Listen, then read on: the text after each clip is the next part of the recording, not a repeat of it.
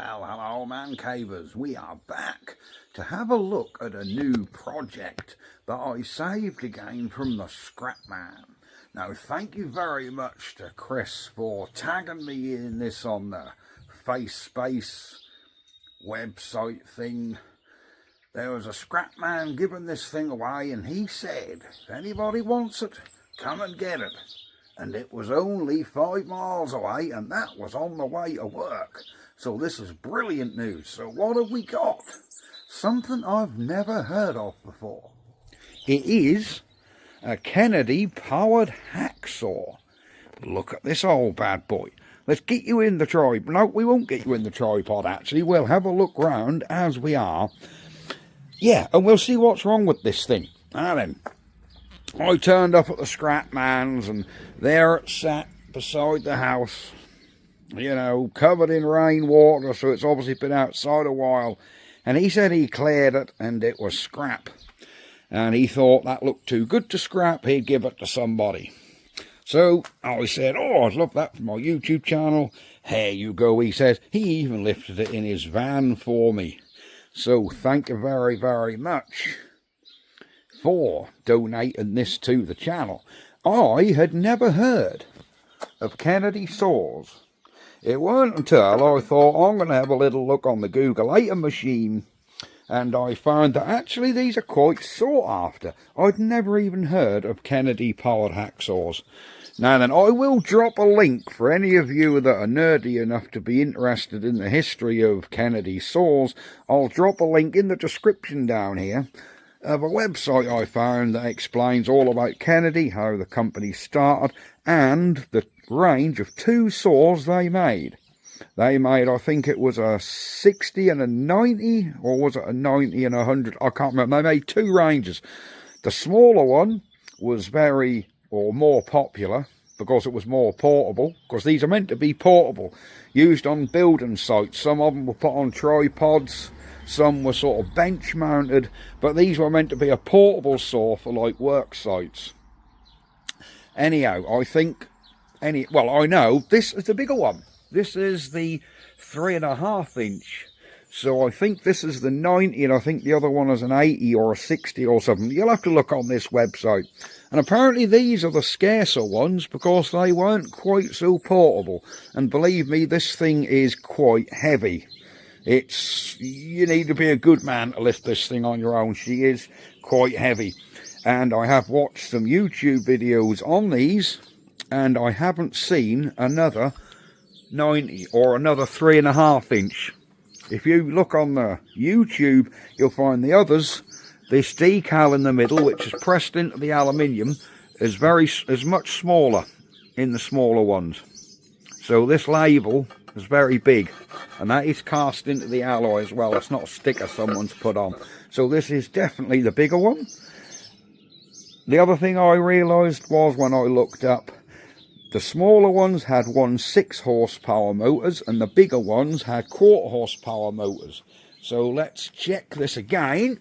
And look on our motor, we have a Hoover and it is 1/4 horsepower. So this is definitely the bigger one.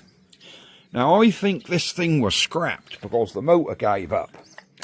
We have our switch on the back, but if you look, the bolts have all been taken out. The motor is like twisted where, yeah, someone's had this motor to pieces, look. Whoops. The cover was off. Luckily, it's all the mounting tabs are still on it, so that'll soon bolt back on. Really nice, that. All cast aluminium. That'll look really good.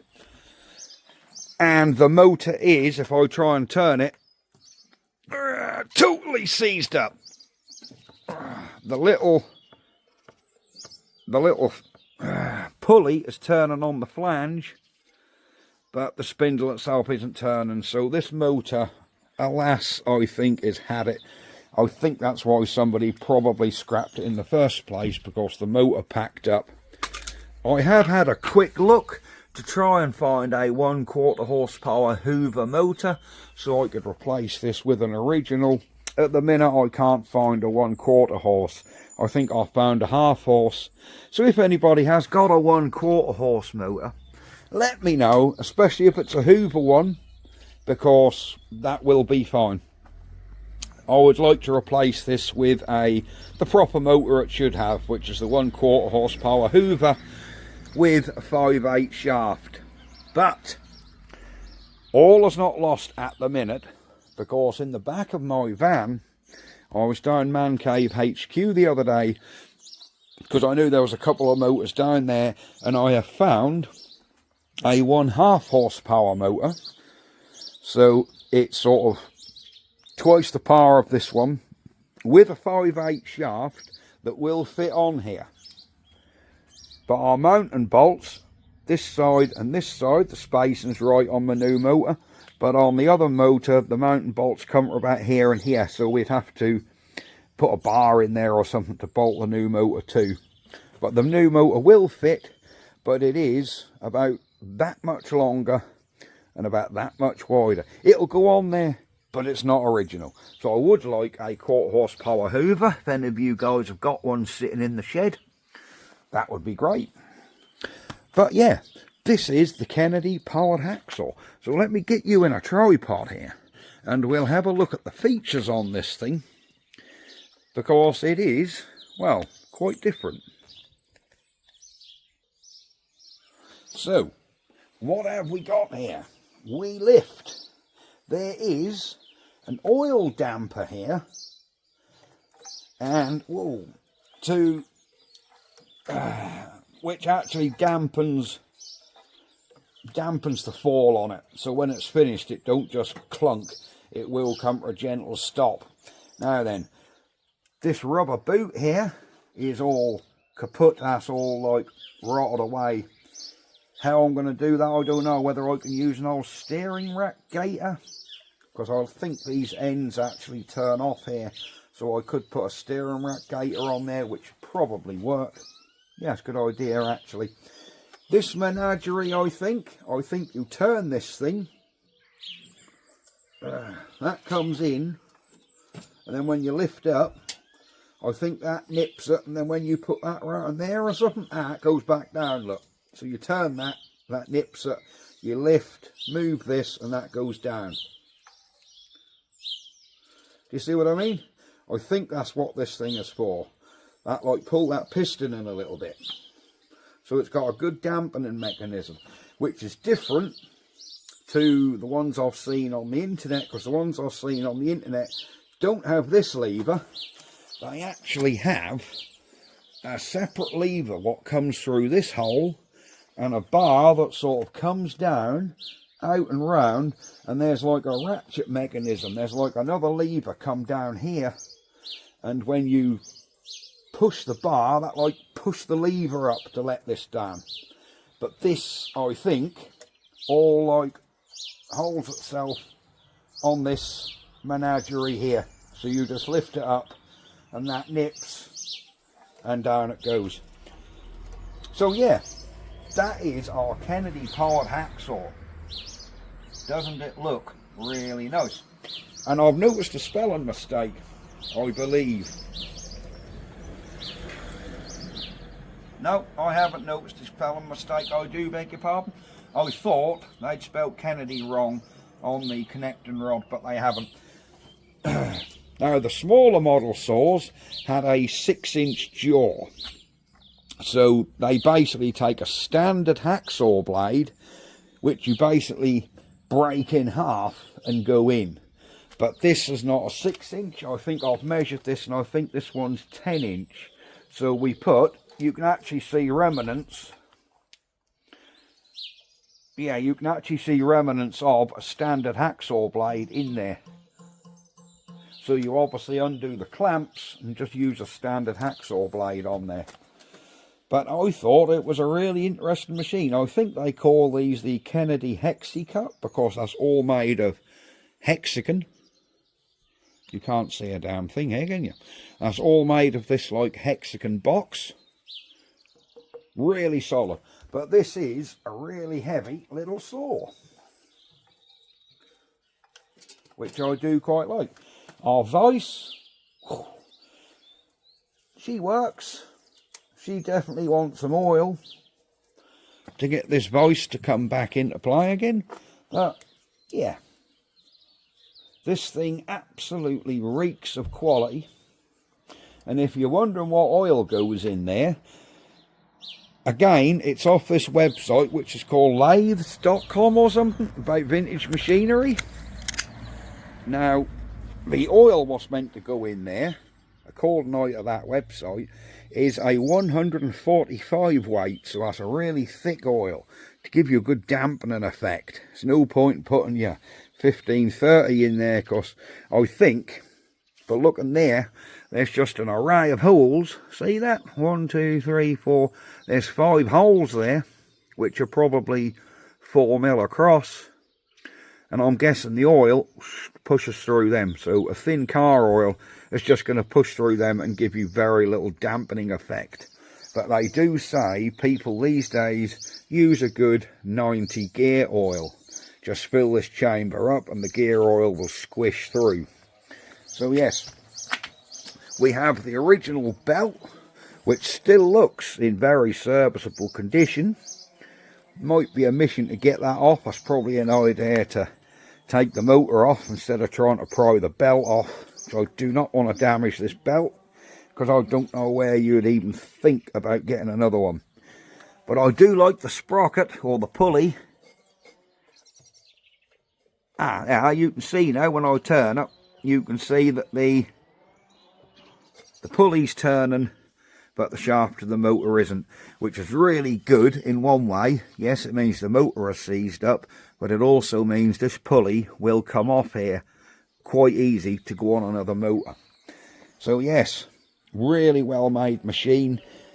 Now what are we going to do with this? Well, it's definitely going to be set up in the new shed, because we will use this damn thing. It isn't very often I want to cut a piece of metal, but it's certainly going to save getting the angle grinder out, and I hope this thing will do a lot neater cuts and straighter cuts than you can do manually. I mean, it should do, because this thing is rigid. It's a solid thing. Once I got that bolted to a bench, this is so much more heavyweight than the lighter version. So much more. This is a really, really well made machine. But there you go. I just wanted to show you guys the Kennedy hacksaw. Once we have a bench in the shed, we will be getting this in the shed and put my new motor on, or new old motor should I say. I've got a motor of about the same period. Like I said, it's just a bit bigger, but it works. So, and it's got a 5/8 shaft, so it's a case of putting the shaft on a new motor, putting the motor on. But before we do that, I think we need to strip this thing down and clean all this up, because unfortunately all the hex material here has got a lot of surface rust, and you can see there's a throw.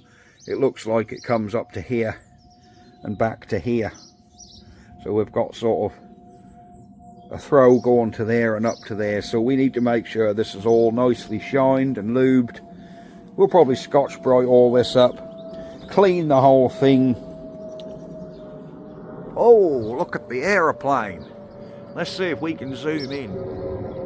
Where are we? Where's that aeroplane gone, guys? I'm chasing it. Can't see it. Cannot see it. There it is. There he is. He is low. Where's he going to, do you know? There we go. Here, anyhow. Back to this, back to there. Speak your words, ain't Fen? Back to this hacksaw. There we are, back to our hacksaw. There we go. Right, so I just want to give you guys a quick look round this lovely old Kennedy powered hacksaw. I'm sure some of you guys have probably heard of this before. I'm amazed I hadn't, because I thought I'd heard of most of the power tools, but I'd never even heard of Kennedy. I didn't know anything about it. I was just tagged in this post where the scrap man said free to anyone that wants it. Several people commented. I directly PM'd the bloke. He said, oh, your local, come get it. I went and got it the very next morning. So yeah, we have our Kennedy saw. Very happy with it. I say, often fancied a powered hacksaw, but only ever seen the really big monster ones, which take up so much room. This lovely little tabletop one, bench top one, but also very heavy, very sturdy. Now, if any of you guys are familiar with this arrangement here, this lever, this knob, which do twist, what's it for? And is there something missing off there? I'm guessing, was there some sort of another little clamp on here to actually hold your stuff? Do you know what I mean? Is there meant to be another vise on here, or just a rest to rest your wood on? What is this for? Because I'm guessing there's something missing off of here. I mean, I don't particularly want this piece on here. I'll probably, when we get it in the shed, I'll probably tap it right out and leave it out, because I can't see no point in having it in there. But yeah, there we go. There is the Kennedy saw. It's even got Kennedy written and highlighted on the connecting rod. Look, there we go. There's a tin cover been made here. That don't look original to me. Is this tin cover here original? Let's collapse the saw. If I can do that one-handed, we'll collapse this saw and see. There we go, she's done. Yeah. Is this tin cover here original? I don't know. If somebody's made this, they've made a very good job of it. Because that, no, I think that's a factory thing, although that's loose. I think, oh yeah, that screw is loose, look. That screw there, I'm tightening that up and undoing that on my finger. So I think if you tighten the screws up, yeah, there's another one under here loose. I think once these screws are tightened up, yeah, I think that is some sort of safety function, safety shield. Anyhow, these machines were made, I think they started making these in 1956, if my memory serves correct from what I read. So, 1956, and I think the company went out of business in the 80s, I believe. But Kennedy actually started as a company in about 1902. And then they were bought out by another company, and it became something else, and then it was named Kennedy again, and it turned into Kennedy saws. But originally Kennedy made really massive equipment for sort of pipe making, like big industrial machines for factories. And then they branched out, like I say, in about 1957 I think it was, to make this range of saws that could be used on building sites or even in workshops, portable saws. I believe this is, I think this might be aluminium, this piece. This is obviously steel. The hexagon's obviously steel, but I think all this is cast alloy. This is cast alloy. That's definitely cast alloy. The cover is definitely cast alloy. So I think this is alloy and steel. But all the components that matter, the connecting rod, the shaft, the gears, that is a bigger shaft than the smaller ones have. The smaller ones probably had a shaft the size of the motor. This has got quite a big sort of 1.25 inch shaft. So this is a lot heavier machine. But we'll see what it's like. It will be really interesting. Anyhow, that's it for my video on this Kennedy powered saw. So yes, we will get to work on this as soon as the workshop is up and running. And yeah, that will be good. So we're going to leave this video here. Thank you very much for watching, guys. Like and subscribe. Sorry this has been all talk, but I have found it quite interesting, you know, going on that website and reading up the history of Kennedy saws. There we go. Right, that's going to be it, guys. I will see you next time. And bye-bye for now. Ah. Ah. Ah.